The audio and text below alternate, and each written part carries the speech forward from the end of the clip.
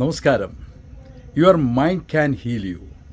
നിൻ്റെ മനസ്സിന് നിന്നെ സുഖപ്പെടുത്താൻ കഴിയും. മനസ്സിൻ്റെ ഉള്ളിൽ നിന്നും നമുക്ക് സമാധാനം കിട്ടും.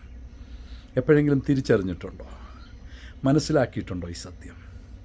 നിങ്ങളുടെ ഓവർ തിങ്കിങ്, നിങ്ങളുടെ സ്ട്രെസ്സ്, നിങ്ങളുടെ ഫിയർ, നിങ്ങളുടെ ടെൻഷൻ, ആങ്സൈറ്റി, ഇതെല്ലാം നിങ്ങളുടെ മനസ്സിൻ്റെ കാംനെസ് കുറയ്ക്കുകയാണ്.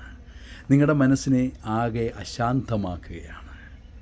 അങ്ങനെ മനസ്സ് അശാന്തമായാൽ ഒരിക്കലും നിങ്ങളുടെ ജീവിതത്തിൽ നിങ്ങൾക്ക് വിജയിക്കുവാൻ കഴിയില്ല. കാരണം നിങ്ങളുടെ ജീവിതത്തിൽ നിങ്ങൾക്ക് വിജയിക്കണമെങ്കിൽ നിങ്ങളുടെ മനസ്സ് ശാന്തമായേ മതിയോ. ഒരു പീസ്ഫുള്ളായ മൈൻഡ് നമുക്ക് എപ്പോഴും പോസിറ്റീവ് എനർജി തരും. ഒരു കാം മൈൻഡ് നമുക്ക് എപ്പോഴും പോസിറ്റീവ് എനർജി തരും.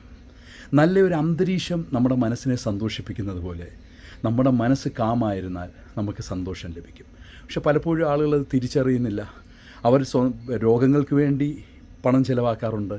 മറ്റോരോ കാര്യങ്ങൾ, ഹെൽത്ത് കോൺഷ്യസ് ആണ്. മറ്റെല്ലാ കാര്യങ്ങൾക്ക് വേണ്ടി അവർ സമയവും ചിലവഴിക്കും, പണവും ചിലവഴിക്കും. സ്വന്തം മനസ്സിനെ ശാന്തമാക്കാൻ ആരും ഒന്നും ചെയ്യാറില്ല.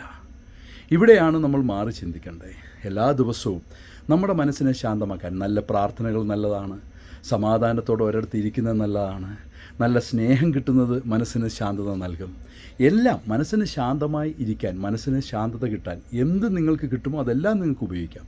കാര്യം നിങ്ങളുടെ മനസ്സിൻ്റെ സമാധാനവും ശാന്തതയും നിങ്ങളുടെ മാത്രം ആവശ്യമാണ്. അത് നിങ്ങളുടെ മാത്രം വിജയമാണ്.